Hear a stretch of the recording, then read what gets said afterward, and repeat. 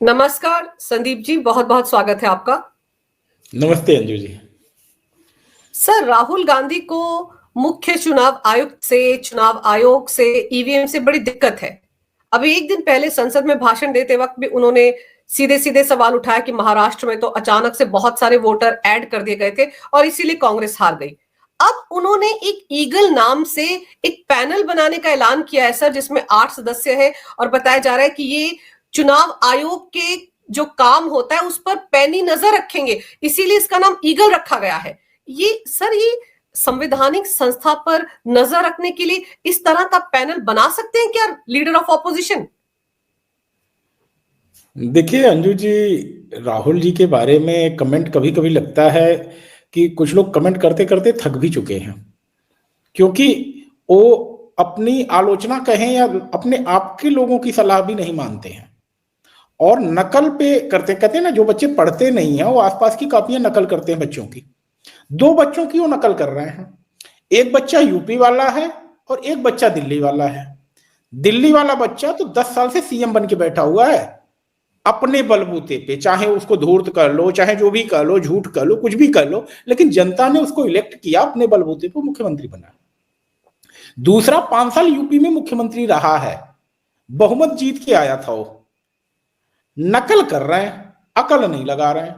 और आज लोकसभा में प्रतिपक्ष के नेता हैं, वो एक संवैधानिक पद पे बैठे हुए हैं, लेकिन अभी भी वही है कि नकल करना है, सीरियस नहीं होना, गंभीर नहीं होना, उस जिम्मेदारी को नहीं समझना है कि जिस पद पे वो बैठे हुए हैं उस पद को सुशोभित करने वाले कितने लोग रहे हैं, जिन्होंने विपक्ष में रहते हुए सत्ता पक्ष को एक दशा और दिशा दी है। देश आज अगर यहाँ पे खड़ा हुआ है तो माना कि कांग्रेस की देन है, लेकिन विपक्ष में लाल कृष्ण आडवाणी आप कह लें, अटल बिहारी वाजपेयी कह लें, शरद पवार कह लें, फिर शरद यादव कह लें, ऐसे ऐसे लोग खड़े हुए हैं जिन्होंने अपनी बातों से विपक्ष से सत्ता पक्ष को सीखने का मौका दिया है। लेकिन राहुल जी उस गद्दी पर बैठ तो गए, लेकिन अभी भी उस जिम्मेदारी को समझने के लिए तैयार नहीं है। अब बात आती है कि राहुल जी जिस तरह से कमेटी बना रहे हैं, क्या इनको पावर है? क्या लोकसभा में प्रतिपक्ष का नेता इस तरह की गतिविधि करने के लिए कहीं से संविधान सम्मत शक्ति उसके पास है? तो जवाब तो निश्चित ही नकारात्मक में है। क्यों? क्योंकि इलेक्शन कमीशन की अगर बात होती है तो हमको संविधान में जाना पड़ेगा और संविधान प्रेमी लोगों को भी संविधान मानना पड़ेगा। संविधान केवल विपक्ष पे हमला करने के लिए नहीं होता है। आर्टिकल 324 अगर हम पढ़ेंगे संविधान का, तो जो स्थिति है इलेक्शन कमीशन की, सुप्रीम कोर्ट के जजों के बराबर है, चाहे इनकी तनख्वाह हो, चाहे पावर हो, चाहे प्रिविलेजेज हो। बस बात यही है कि अभी तक जो एक चीफ जस्टिस इलेक्शन कमीशन हुए थे ना, टीएन सेशन नाम आपने भी सुना होगा, आज भी सबके जहन पे है। भारत में बहुत सारे इलेक्शन कमीशन हुए, लेकिन चाहे सत्ता पक्ष हो चाहे विपक्ष, उन्होंने इलेक्शन कमीशन की पावर का एहसास कराया। आज आवश्यकता ये दिख रही है कि इलेक्शन कमीशन जिसके पास सुप्रीम कोर्ट के जजों की बराबर पावर है, उसके बावजूद पूरी जो न्यायिक निर्वाचन प्रक्रिया है, जो निर्वाचन की प्रक्रिया है, उसको बाधित करना, उसके प्रति जनता में विरोध पैदा करना, या उसके प्रति कहें कि जो एक अलगाव पैदा करना, इस गतिविधि में कहीं भी राहुल पीछे नहीं है, जो एक तरह से कहीं राष्ट्रद्रोह की कैटेगरी में आता है। आप बताइए, अगर देश में लोकतांत्रिक प्रक्रिया से चुनाव नहीं होंगे तो क्या देश लोकतांत्रिक रह पाएगा? आप उसी को क्लेम कर रहे हैं। क्या फुटबॉल का मैच रेफरी को ब्लेम करके हो सकता है? Both players have to come together and से कि रेफरी इज करेक्ट। और रेफरी को अपना कैरियर देखना होता है, रेफरी को लेफ्ट या राइट नहीं देखना होता है कि कौन ग्राउंड में खड़ा है। तो इलेक्शन कमीशन जब काम करता है तो ये नहीं देखता है सत्ता पक्ष है या विपक्ष है, वो देखता है कि कल को कोई बात हमारी, माना कि हमको सुप्रीम कोर्ट की पावर है, बराबर की पावर है, लेकिन हम तो सुप्रीम कोर्ट है नहीं, तो कल को हमारे किसी एक्ट को अगर सुप्रीम कोर्ट में चैलेंज किया जाएगा तो संविधान के तहत हमारा कार्य सही है कि नहीं है। और सबसे बड़ा उदाहरण अभी आप देख लीजिए, चंडीगढ़ के मेयर के चुनाव में क्या हुआ। सुप्रीम कोर्ट में बात पहुंची और बातों को फिर से जो है उसको रिवर्स किया गया जो है। तो राहुल जी आप तो थोड़ा तो, क्या इसमें ईगल में आपने किन किन लोगों को रख लिया है? दिग्विजय सिंह जी को रख लिया, सीवीसी रेड्डी साहब को रख लिया, सिंघवी साहब को रख लिया। बताइए, इतने विद्वान अधिवक्ता हैं, उनसे पूछ भी तो लिया होता कि अगर इस तरह की कोई कमेटी हम बना रहे हैं तो किस क्षमता में बना रहे हैं? क्या हम कांग्रेस के सांसद के तौर पे बना रहे हैं? क्या हम लोकसभा में प्रतिपक्ष के नेता की क्षमता से बना रहे हैं? तो अगर दूसरा वाला सवाल होगा कि लोकसभा में क्या प्रतिपक्ष के नेता को यह क्षमता है इस तरह की कोई संस्था बनाने की, तो जवाब नकारात्मक होगा। और अगर इन्होंने लोकसभा में प्रतिपक्ष के नेता की हैसियत से बनाया, क्योंकि इसमें सभी लोग लगभग कांग्रेस के ही कार्यकर्ता हैं, और तो, सर इनका क्या बोलते हैं कि मतलब लोकल स्टैंड है, क्या है, क्यों बनाया, कौन है ये? इनकी विश्वसनीयता पर सवाल नहीं उठेंगे? कल को तो उठकर राहुल गांधी सुप्रीम कोर्ट के फैसलों पर भी एक कमेटी बना सकते हैं सर। वो तो इतने पावरफुल समझने लगे अपने आप को नेता प्रतिपक्ष बनने के साथ ही। देखिए, राहुल जी अपनी माता जी से ही तो सीखेंगे ना अंजू जी। एक व्यक्ति को, सीधे साधे आदमी को पकड़ के आपने प्रधानमंत्री बना दिया और खुद उस पर एनएसी बना दी, नेशनल एडवाइजरी कमेटी। मतलब प्रधानमंत्री के पास दिमाग नहीं होगा जो देश का होगा, उसको सलाह देने के लिए विद्वान लोग बैठेंगे और वो विद्वान सलाह देते रहे 10 साल तक। और उनमें था कौन सा? सीतलवाड़ नहीं, हर्षवर्धन, ये लोग उस कमेटी में। जो व्यक्ति अर्थशास्त्री रहा हो, जो व्यक्ति आईएमएफ तक गया हो, उस व्यक्ति को सलाह देने के लिए ये लोग बैठ गए और चिल्ला रहे हैं संविधान संविधान संविधान। उस पद और गोपनीयता की शपथ का क्या हुआ प्रधानमंत्री जी की? और अपनी माता जी से प्रेरणा लेकर के इन्होंने एक्स्ट्रा कॉन्स्टिट्यूशनल बॉडी बनाई है which is totally illegal and to pressurise the election commission. Election commission पे गलत तरीके से दबाव बनाने की इलीगल कोशिश है जिसको चैलेंज किया जाना चाहिए। They have no capacity to form any such committee. अगर बनानी भी है तो इसकी रिपोर्ट आप अपने इंटरनल रिकॉर्ड के लिए रखिए, but this should not be go in public. जनता के बीच अगर इस तरह की रिपोर्ट आप सार्वजनिक करेंगे तो निश्चित ही देश में इलेक्शन कमीशन, जो कि रेफरी है देश में निर्वाचन का, उसके प्रति जनता के मन में विद्वेष और दुराव पैदा करेंगे, जो कहीं ना कहीं जो चीज आप समझाना चाह रहे हैं वही लोग समझेंगे। क्योंकि देखिए, हम लोग तो जानते हैं कि अगर कहीं एक जगह पे चुनाव कांग्रेस हार रही है, दूसरी जगह जीत रही है, तो निश्चित ही इसमें ईवीएम को नहीं ब्लेम किया जा सकता, इलेक्शन कमीशन को ब्लेम नहीं किया जा सकता। लेकिन जो आम आदमी है, जो कम पढ़ा लिखा है, उसको ये समझाने में सफल हो जाएंगे, देखो जी इलेक्शन कमीशन हमारे खिलाफ था इसीलिए हम हार गए। तो इस तरह से काम अगर कर रहे हैं तो इसको चैलेंज किया जाना चाहिए। और अगर चैलेंज नहीं होता तो कम से कम इतनी प्रेयर अदालत के सामने की जानी चाहिए कि इसकी रिपोर्ट आप कांग्रेस पार्टी के इंटरनल काम के लिए रख लीजिए, बट पब्लिक डोमेन में चीज नहीं जानी चाहिए। सर, अभी वो आपको याद होगा हिंडनबर्ग रिसर्च भेजता था राहुल गांधी को, और उसको लेकर, उसकी रिपोर्ट्स को लेकर कितना बवाल काटती थी कांग्रेस पार्टी और ये इंडी गठबंधन वाले। तो अब तो उसकी दुकान बंद हो गई। उसने तो जैसे देखा कि ट्रंप आ गए, उसे तुरंत ताला लगाया दुकान को, बोला बाकी लोगों को एडजस्ट कर दो यहाँ वहां, अब हम नहीं करेंगे। तो क्या उसी तरह का सिस्टम राहुल गांधी देश में लाना चाहते हैं कि हर रोज ये जो इनकी 8 सदस्यों की कमेटी है ये आएगी, एक रिपोर्ट देगी, उसको लेकर बवाल होगा, प्रेस कॉन्फ्रेंस होगी और फिर प्रेशर डाला जाएगा चुनाव आयोग पर? सर, ये संविधान की किताब लेकर तो हाथ में घूमते हैं, वो लाल रंग का, अंदर से तो खाली है। तो उस संविधान की रक्षा क्या इस तरह से करेंगे? मैं सबसे बड़ा सवाल उठाता हूं अंजू जी, क्या इलेक्शन कमीशन के ऊपर कोई भी बॉडी बनाई जा सकती है? संविधान प्रेमी लोगों को आके बताना चाहिए इस चीज को। दूसरी बात, अभी आपने यूएस का इलेक्शन देखा, वहां पे बहुत चर्चा हुई डीप स्टेट की। ये लोग भी एक डीप स्टेट ही हैं। ये क्योंकि हिडन अगर ये होता तो आप जानती हैं इसी के नाम पे रोना शुरू होता। अब क्योंकि मीडिया में इन्होंने जारी कर दिया इस चीज को, जो है ये सोच करके कि भाई हमें कुछ फेवर मिलेगा, लेकिन फेवर यहां नहीं मिल रहा है, ये चीज आपको बैकफायर करेगी। डीप स्टेट हमेशा छुप के काम करता है, आपने डीप स्टेट ही बनाया है। इलेक्शन कमीशन को अगर आप प्रेशराइज कर रहे हैं तो आप ये डीप स्टेट ही है। लेकिन आपसे गलती क्या हो गई, आप इसको मीडिया में लेकर के आ गए। शायद अगर आप मीडिया में लेके नहीं आते तो इससे कुछ आपको बेनिफिट भी मिलता, हो सकता है थोड़े बहुत इलेक्शन कमीशन के अधिकारी भी प्रेशर में आते, लेकिन क्योंकि आपने पब्लिकली बोल दिया है right now election commission is free, और इलेक्शन कमीशन आपके इस फैसले के खिलाफ, हो सकता है इलेक्शन कमीशन खुद ही कोई डायरेक्शन दे कि इस तरह के, या नोटिस जारी करे कांग्रेस पार्टी को कि भाई आपने इस तरह की कमेटी बनाई है, इस पे आके अपनी सफाई दीजिए कि इसका पर्पज क्या है, इसका उद्देश्य क्या है, इसके लिए गठन क्या किया गया, इसकी योग्यता क्या है और संवैधानिक वैधता क्या है, क्योंकि आप एक सांसद हैं और सांसद के लिए पीपुल्स रिप्रेजेंटेशन एक्ट से गवर्न होना जरूरी है।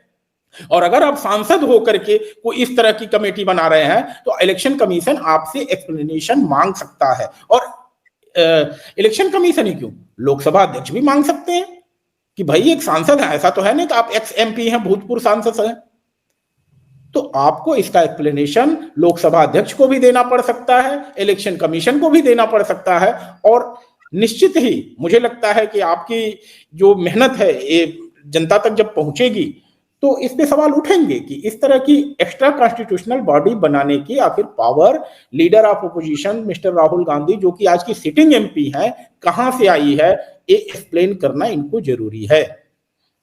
सर, इतनी बड़ी कमेटी राहुल गांधी अगर अपनी हार के बाद पार्टी के अंदर चिंतन मनन करने के लिए बना लेते तो शायद ज्यादा सक्सेसफुल रहते। अपनी हार का ठीकरा वो ईवीएम पर फोड़ रहे हैं, मुख्य चुनाव आयुक्त पर फोड़ रहे हैं, ये कह रहे हैं कि अरे देखिए महाराष्ट्र चुनाव में तो 70 लाख वोटर ऐड कर दिए गए, और अब तो ये कह रहे हैं कि दिल्ली में जो चुनाव होने जा रहा है उसमें भी पूरी पैनी नजर रखेगा ये ईगल। अंजू जी, अभी इलेक्शन कमीशन ने एक बहुत बड़ी बात बोली है कि we are govern by the majority. अगर आप इलेक्शन कमीशन की बात करते हो तो नहीं है कि सिर्फ चीफ इलेक्शन कमिश्नर जो कह दिया वही पत्थर की लकीर है और बाकी सब चीज सही है। इलेक्शन कमीशन ने एक बहुत बड़ी बात कही है, we don't have power to overrule the majority opinion. अगर 3 इलेक्शन कमीशन में चीफ इलेक्शन कमिश्नर कुछ और सोचते हैं और बाकी के 2 इलेक्शन कमिश्नर कुछ और सोचते हैं, तो जो मेजोरिटी का डिसीजन है वही इलेक्शन कमीशन फॉलो करता है। तो जब कभी आप एक व्यक्ति को ब्लेम करते हो तो यहां यह बात समझनी हो कि 3 सदस्यों की टीम है इलेक्शन कमीशन, आप 3 लोगों को ब्लेम नहीं कर सकते। एक को तो चलिए कह दीजिए, आप कुछ कह दीजिए चीफ इलेक्शन कमिश्नर की अपॉइंटमेंट ऐसे हो रही है वैसे हो रही है, भाई ये संस्था मेजोरिटी से चलती है और इस मेजोरिटी का कर्ता धर्ता भी आप ही लोग हैं। क्यों? क्योंकि जब टीएम सेशन ने एक संस्था का महत्व आप लोगों को समझाया था, इलेक्शन कमिश्नर की पावर जिले के अधिकारियों को समझाई थी कि भाई आप आईएएस ऑफिसर हो, आप इलेक्शन कमीशन के डायरेक्शन पे काम कर रहे हो, ना कि पॉलिटिकल पार्टीज के डायरेक्शन पे काम कर रहे हो। और हर चीज को उन्होंने कहा कि स्टेट इलेक्शन कमीशन को रिपोर्ट करो, सेंटर में मॉनिटरिंग होगी, सारी चीजें होंगी। क्योंकि उसके पहले आप देखते नहीं थे बूथ कैप्चरिंग कैसे होती थी, कैसे वोटर लिस्ट में धांधली होती थी, एपिक लाने वाले कौन है, इलेक्शन फोटो आई कार्ड। तो सारी चीजें करने के नाते टीएन सेशन से आप सभी लोग जानते हैं कि लगा कि एक टीएन सेशन है सारे डिसीजन ले रहा है, उसकी पावर कम करनी है तो 2 बॉडी और बैठा दो। तो जब संविधान प्रेमी लोगों ने खुद ही एक सिंगल इलेक्शन कमिश्नर को 3 में बांट दिया और खुद ही बताया कि अभी मेजोरिटी से डिसीजन लेंगे, तो भाई मानना चाहिए कि आज इलेक्शन कमीशन लोकतांत्रिक है, लोकतांत्रिक तरीके से काम कर रहा है। सिर्फ और सिर्फ चीफ इलेक्शन कमिश्नर को ब्लेम कर देना या इलेक्शन कमीशन को ब्लेम कर देना निश्चित ही मानसिक दिवालियापन है और कुछ नहीं। सर, राहुल गांधी ने जब सदन में खड़े होकर ये सवाल उठाए थे, उनको बड़ी दिक्कत हो रही थी कि मोदी सरकार जो है उन्होंने सीजीआई को उस पैनल से हटा दिया जो मुख्य चुनाव आयुक्त को चूज करता है, सिलेक्ट करता है। तो उनका कहना था मैं वहां जाकर क्या करूंगा नेता प्रतिपक्ष होने के नाते, क्योंकि वहां तो गृह मंत्री होंगे अमित शाह और पीएम मोदी होंगे, मेरी बात तो सुनी नहीं जाएगी। तो सर, जो सीजीआई को हटाया गया था, क्या ये ऐसे ही मोदी सरकार ने खुद ही एक दिन रात को फैसला ले लिया और अनाउंस कर दिया? इसके पीछे भी तो कोई ना कोई सोच रही होगी, कोई ना कोई संशोधन किया गया होगा। एक बड़ा स्पष्ट निर्णय रहा केंद्र सरकार का इसमें कि लाग लपेट के बिना, संविधान का जो सिंपल इंटरप्रिटेशन था उसमें कहीं ऐसी बात नहीं है कि वही चीज ट्रांसपेरेंट मानी जाएगी, वही चीज न्याय संगत मानी जाएगी जिसमें न्यायपालिका घुस जाएगी। भाई एग्जीक्यूटिव को कुछ डिसीजन लेने हैं, लेजिस्लेशन को कुछ डिसीजन लेने हैं, आपके पास जब कोई मामला न्यायिक फाइल के तौर पे पहुंचे तब आप वहां फैसला दीजिए। आप हर चीज में दखल देने के लिए क्यों घुस रहे हैं? तो इस डोमेन को स्पष्ट कर दिया गया कि भाई आपका जहां डोमेन है वहां आपके पास कोई बात पहुंचेगी तो आप अपना बात रखिएगा।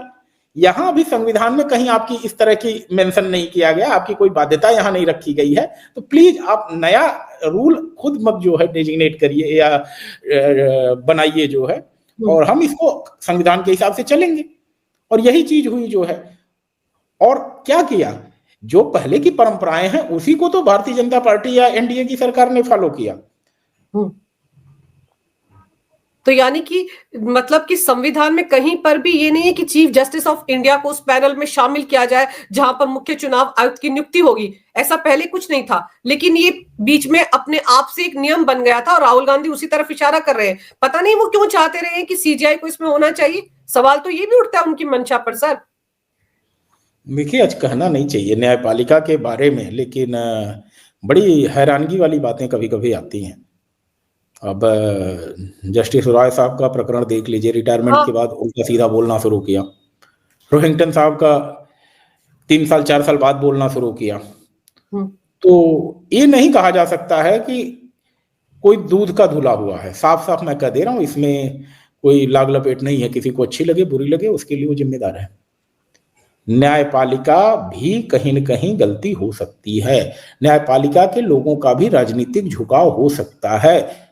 और अगर आप ये कह दें कि चीफ जस्टिस ऑफ इंडिया आ जाएंगे तभी कोई बॉडी ट्रांसपेरेंट होगी, तो निश्चित ही ये जो 2 एग्जाम्पल मैंने दिए इससे स्पष्ट होता है कि भाई जो संविधान में व्यवस्था बनाई गई है उसी से चलने दिया जाए। यह कहीं से स्थापित सत्य नहीं है कि चीफ जस्टिस ऑफ इंडिया शामिल होंगे तभी वो बॉडी ट्रांसपेरेंट मानी जाएगी।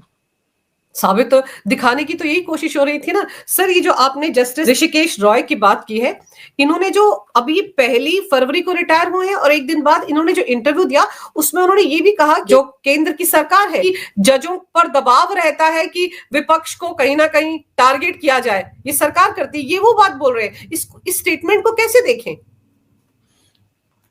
तब तो फिर आपको अपनी पावर का ही नहीं पता है। भाई आप बैठे किस लिए हो? आपका टेन्योर सुरक्षित है, आपको कोई हटा नहीं सकता है। आप अपनी पावर एक्सरसाइज करिए ना। किसने रोका था? आप मुंह क्यों खोल रहे हैं 1 फरवरी को ही? 31 जनवरी तक आप चुप थे, मुंह में दही जमाया हुआ था आपके। तब तो जरा सा डर था कि कहीं कुछ बेनिफिट मिल जाए। मुझे अरुण जेटली साहब का एक संसद के पटन पे दिया गया भाषण याद आता है।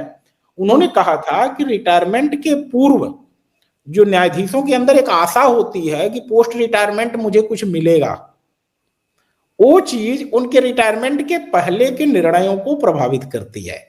हिंदी वर्जन में आपसे कह रहा हूं कि रिटायरमेंट के पूर्व उनको जो लालसा होती है कि हमें कुछ रिटायरमेंट के बाद मिलेगा, उसी की लालच में वो अपने पूर्ववर्ती निर्णयों को प्रभावित करते रहते हैं। तो 31 जनवरी 2025 तक तो आप चुप थे।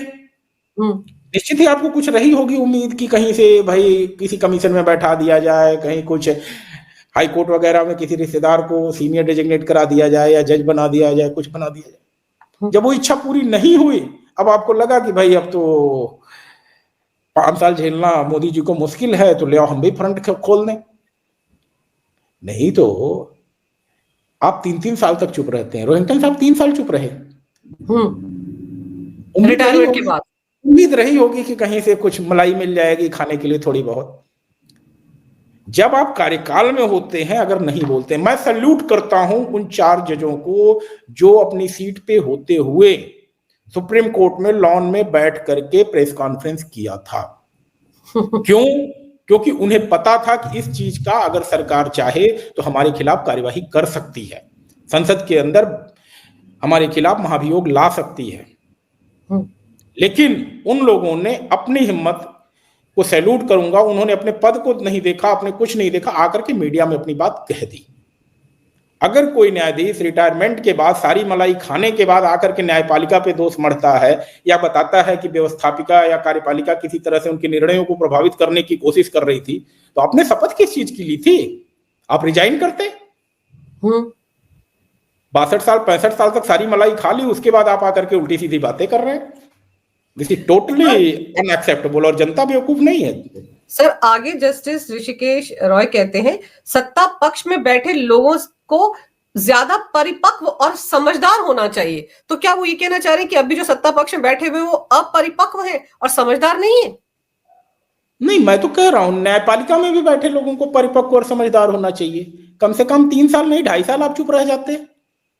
इतनी क्या जल्दी लगी हुई थी भाई? अगर 62 साल 65 साल में आपको मेच्योरिटी नहीं आ रही है, परिपक्वता नहीं आ रही है कि भाई 2-4 महीने चुप रहा जाए, दूसरे दिन ही शुरू हो गए, तो मेच्योरिटी का लेवल केवल और केवल व्यवस्थापिका के लिए है, कार्यपालिका के लिए है, न्यायपालिका के लिए नहीं है। कुछ सभी संस्थाओं के लिए, चारों खंभों के लिए परिपक्वता की आवश्यकता है। ऐसे नहीं होता है आप एक खंभे पे ही सारे आप बोझ डाल दें और आप कुछ भी करते रहें। सर, मुख्य चुनाव आयुक्त को पर आरोप लगाना, उनको टारगेट करना एक फैशन हो गया है इंडी गठबंधन में। अभी आपको याद होगा केजरीवाल जी ने एक प्रेस कॉन्फ्रेंस किया था जिसमें उन्होंने क्या कुछ नहीं कहा था मुख्य चुनाव आयुक्त राजीव कुमार को लेकर कि वो तो 28 फरवरी को रिटायर होने वाले हैं, उसके बाद वो चाह रहे हैं कि उनको सरकार में कोई बड़ा पद मिल जाए, इसलिए वो सरकार के साथ मिलकर काम कर रहे हैं। मैं तो कहूंगा कि राजनीति करनी है तो दिल्ली में ही चुनाव लड़ लेते। सर, उनको इस तरह के आरोप लगाकर अरविंद केजरीवाल उनके बारे में बोल रहे थे और राहुल गांधी भी एक तरह से उनको ही टारगेट कर रहे हैं। तो क्या ऐसा पहले कभी नहीं हुआ कि कोई चुनाव आयुक्त रिटायर होने के बाद राजनीति में नहीं आया हो? राहुल गांधी भूल गए कि कांग्रेस के जमाने में क्या होता था सर? वो कौन थे? गिल साहब थे ना? MS गिल थे। MS गिल साहब, हाँ। उन्होंने तो सरकार में पद भी लिया था, मंत्री वगैरह भी बने थे जो बाद में राज्यसभा सांसद बने थे कांग्रेस की तरफ से। सर, स्पोर्ट्स मिनिस्टर है, वो भी तो मुख्य चुनाव आयुक्त थे। तो क्या जब वो उस पद पर थे कांग्रेस को फेवर ही करते होंगे ना? इसका मतलब ये हुआ। अंजू जी, समय आ गया है कि एक नया TM सेशन अवतार ले। मैं साफ साफ कह रहा हूं,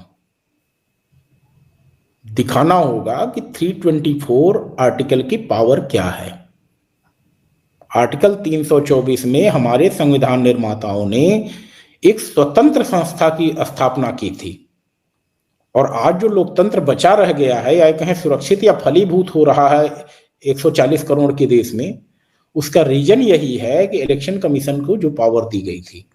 और आपने देखा भी कि TM सेशन के पहले तक तो इलेक्शन कमीशन मरा हुआ था, और आप ये कह सकते हैं कि जो 80 से 90 का दशक रहा वो बड़ा उथल पुथल वाला रहा। और शायद अगर TM सेशन ने उस पावर को एक्सरसाइज नहीं किया होता तो देश की स्थिति आज जो हम देख रहे हैं, 5-5 साल की गवर्नमेंट आ रही है, ये चीजें नहीं होती और बहुत ही उठापटक की स्थिति होती देश में। तो आज आवश्यकता है कि इलेक्शन कमीशन अपनी पावर को समझे।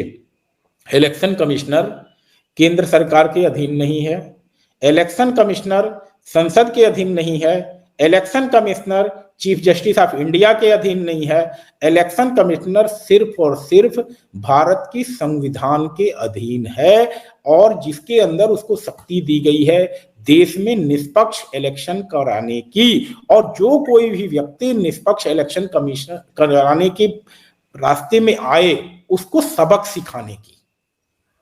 इलेक्शन कमीशन को इस पावर को भी एक्सरसाइज करना पड़ेगा। ऐसे व्यक्ति जो इस तरह से उलझुल हरकतें कर रहे हैं उनको अब 3 इलेक्शन कमीशन की बॉडी है, सम्मन करके इनको बोलना चाहिए, इनके ऊपर चार्ज लगाना चाहिए और फिर इनको डिफेंस का मौका देना चाहिए और बिल्कुल कोर्ट की तरह ट्रायल करके दिखाना चाहिए कि भाई अगर आपका कोई एलिगेशन है तो आप उसे साबित करो। इस तरह से मीडिया में एलिगेशन करके आप भाग जाओ, ये चीजें नहीं चलेंगी, क्योंकि आप तो भाग जाओगे एक पर्पज के साथ, लेकिन वो जो वोटर है जो गांव में बैठा हुआ है, जो यूट्यूब पे वीडियो देखता है, वो छोटे लिंक गलत भी बनाते हैं लोग। आज की तारीख में कंटेंट कुछ और रहता है, बनाते कुछ और हैं लोगों को गुमराह करने के लिए। तो जो आम वोटर है वो प्रभावित हो रहा है, जिसमें पूर्वाग्रह से ग्रसित खबरें जो है उनके सोचने की क्षमता को प्रभावित करती हैं। तो इलेक्शन कमीशन को आज अपनी पावर एक्सरसाइज करनी होगी और इस बात को मानना पड़ेगा कि जिस तरह से सुप्रीम कोर्ट ऑफ इंडिया अपने काम के लिए स्वतंत्र है, उसी तरह इलेक्शन कमीशन ऑफ इंडिया अपने काम के स्वतंत्र है। उसे किसी न्यायपालिका, कार्यपालिका या व्यवस्थापिका से पूछने की आवश्यकता नहीं है। उसे सिर्फ और सिर्फ संविधान के हिसाब से चलना है, जो रूल्स बने हैं, नियम बने हैं। और अगर कोई इस तरह से काम कर रहा है जिस तरह से राहुल गांधी जी कर रहे हैं, इस पे एक बड़ा एक्शन लेने की आवश्यकता है। सर, और आप ये सोचिए कि राहुल गांधी ने कहा कि लोकसभा चुनाव से पहले अचानक से 2 चुनाव आयुक्त बदल दिए गए। मतलब वो साजिश वहां पर बताना चाह रहे हैं कि उनको मोदी सरकार ने बैठाया। लेकिन राहुल गांधी ने क्या नवीन चावला के बारे में नहीं सुना, जो मदर टेरेसा पर बड़ी किताब लिखी, जिन्होंने, जिनके बारे में कहा जाता है डीप स्टेट के भी बड़े फेवर में होते थे वो, जिनको अचानक से सेक्रेटरी बनाकर मुख्य चुनाव आयुक्त बना दिया था कांग्रेस ने, उनके बारे में नहीं सुना उन्होंने। अंजू जी बहाना ढूंढ रहे हैं। कहते हैं जो लड़का तैयारी नहीं किया होता है वो पहले से ही बहाना ढूंढ लेता है कि फेल होने पे क्या बताना है। नकल करने को मिल जाएगी तो कह देंगे हाँ हमने पेपर तैयार कर लिया था, बहुत अच्छे से तैयार कर लिया था। लेकिन क्योंकि पता है कि दिल्ली के चुनाव में कहीं दाल नहीं गलने वाली है, कहीं कुछ है ही नहीं। अभी तो कांग्रेसियों ने हाथ पैर जोड़ा है तो कहीं छोटी मोटी रैली की होगी तो शायद बात अलग है, नहीं तो दिल्ली में तो गायब है, नील बटा सन्नाटा है। तो पहले से बहाना ढूंढ करके इलेक्शन कमिश्नर के ऊपर जो बातें लगा रहे हैं उसकी बेहतर जो आपने पहले कही कि अगर इंटरनल कमेटी से कोई चीजें करवाते, इस तरह से करवाते तो शायद पार्टी को मजबूती मिलती। लेकिन जनता इन सब चीजों को समझ रही है और आज की तारीख में कोई बेवकूफ नहीं है। गूगल सबके पास है, 2 मिनट लगते हैं आपकी सारी बातें निकालने के लिए। आपने कितना इतिहास में किया है, कितना संविधान की रक्षा की है, अभी इलेक्शन कमीशन की हिस्ट्री में ही आप चले जाइए तो आपको सब पता चल जाएगा। तो राहुल जी अभी भी समय है कि इस तरह की उल हरकतें करना, आप मतलब राहुल जी 55 साल के होने जा रहे हैं, 50-55 के होने जा रहे हैं। इस उम्र में अगर मेच्योरिटी नहीं आती है, और मैं क्या कहूँ, मेच्योरिटी एक ऐसी चीज है ना जिसका डिफिनीशन अपने हिसाब से सब लोग कर लेते हैं। मैं तो आज की चर्चा में तो कई लोगों की मेच्योरिटी की बात हो गई जी। सर मैं तो ये कहती हूँ कि राहुल गांधी को बड़ी शिकायत है ईवीएम से, क्यों नहीं अपने 99 सांसदों से इस्तीफा दिला देते सर, कह देते हम नहीं करेंगे जी चुनाव में, हम भागीदारी नहीं करेंगे, हमको चुनाव लड़ना ही नहीं क्योंकि हमको भरोसा नहीं है संस्था पर। वायनाड से उनकी बहन जीत जाती है तो उनको उसी ईवीएम पर भरोसा होता है, हिमाचल में सरकार बन जाती तो ईवीएम पर भरोसा है, झारखंड में वो हेमंत सोरेन जीत जाते तो उस ईवीएम पर भरोसा है, लेकिन हरियाणा आप हार जाते हैं, महाराष्ट्र आप हार जाते हैं तो आपको ईवीएम पर भरोसा नहीं है। आप अपनी सारी सरकारों को, चाहे वो तेलंगाना की हो या हिमाचल की हो, इन सबसे इस्तीफा दिलाइए ना, और फिर बोलिए कि अब हम चुनाव तभी लड़ेंगे जब हमारे हिसाब से संशोधन हो जाएगा। मतलब आप जहां आपको लगता है आपका फायदा हो गया वहां आपको सब कुछ ठीक लगता है, लेकिन जहां आपको फायदा नहीं हो रहा वहां आप परेशान है। 99 सीटें आपने जीती उन्हीं ईवीएम्स के बदौलत, तब तो आप बड़े गदगद थे, वी का निशान बना रहे थे, तब आपको लग रहा था कि आपने सरकार ही बना ली शायद। लेकिन ये डबल स्टैंडर्ड की बातें करके किसको गुमराह कर रहे हैं राहुल गांधी? देखिए जनता समझदार है और इसका सबसे बड़ा उदाहरण मैं कश्मीर के चुनाव से जोड़ता हूं। कश्मीर में जो इलेक्शंस हुए वहां पर कांग्रेस गई चुनाव लड़ने के लिए, और जो बातें आप कह रही हैं कि ईवीएम हैक है, इलेक्शन कमीशन नहीं सही है, ये सब बातें वहां की जनता को भी समझाया गया होगा। वहां तो उनकी अपनी स्टेट गवर्नमेंट भी नहीं है, यूटी आज की तारीख में है, मतलब केंद्र सरकार की तरफ पूरी तरह से अधीन है। उसके बावजूद वहां की जनता ने बढ़ चढ़ करके हिस्सा लिया वहां के इलेक्शंस में। उन्हें पता है कि राहुल गांधी जो चीज कहते हैं उसका कोई मतलब नहीं है, बेसिर पैर की बातें हैं। उन्होंने देश के लोकतंत्र में विश्वास जताया कश्मीर की जनता ने, और आज देखिए वहां पर एक सरकार चुनी हुई स्थापित हुई है और विपक्ष की हुई है। सर वहां पर तो दूर की बात नहीं, अभी हाल ही में वहां के मुख्यमंत्री उमर अब्दुल्ला ने एक कार्यक्रम में, जहां पीएम मोदी भी मौजूद थे, वहां पर पीएम मोदी और चुनाव आयोग को बधाई दी थी कि बहुत अच्छी तरीके से जम्मू कश्मीर में चुनाव हुआ, एक भी बूथ से धांधली की खबर नहीं आई, उन्होंने ये बोला मंच से खड़े होकर।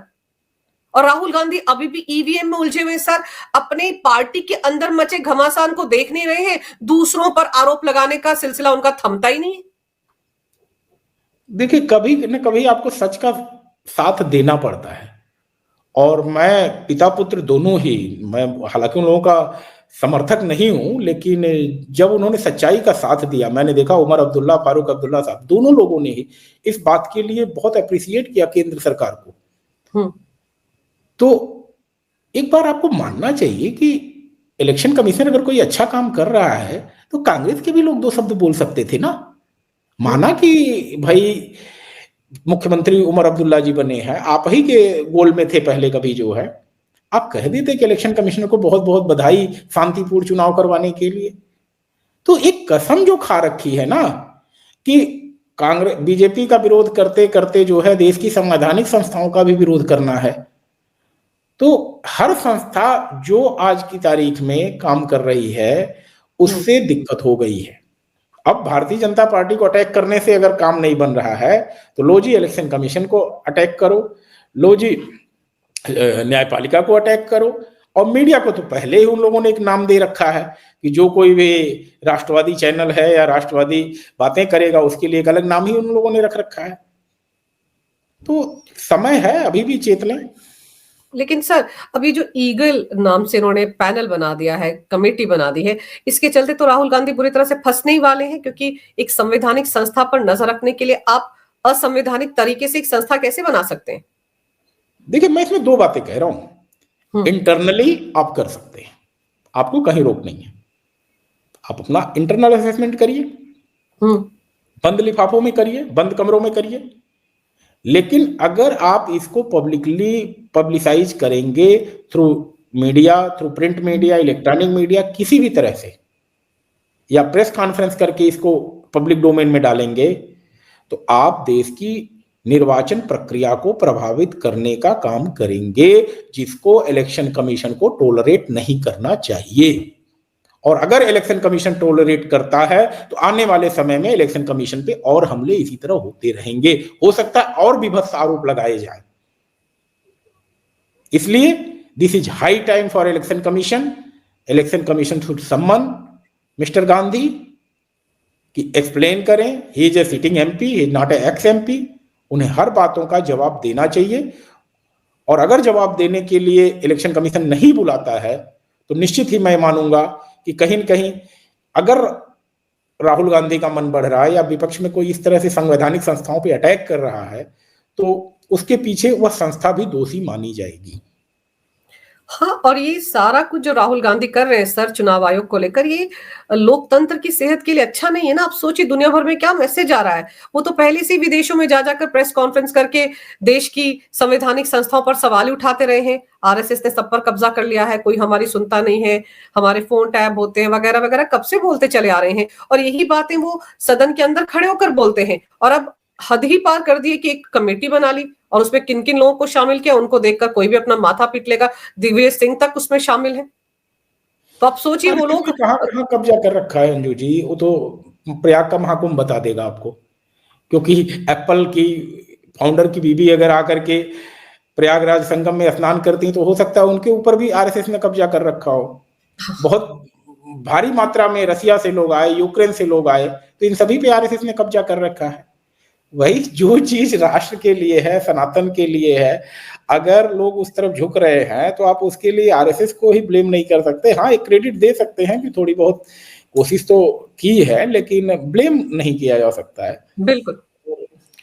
तो चलिए सर, उम्मीद करते हैं कि चुनाव आयोग राहुल गांधी की इस हरकत की तरफ ध्यान देगा और उनसे सवाल जवाब किए जाएंगे। और जो आप कह रहे हैं आर्टिकल 324 जो है, जो कि चुनाव आयोग की शक्तियों को बताता है कि उनके पास क्या क्या शक्तियां, उनका इस्तेमाल चुनाव आयोग करेगा। और ऐसे लोग जो संवैधानिक संस्थाओं पर सवाल उठाते हैं नेता प्रतिपक्ष होकर, उनके खिलाफ तो कड़ी कार्रवाई होनी चाहिए सर।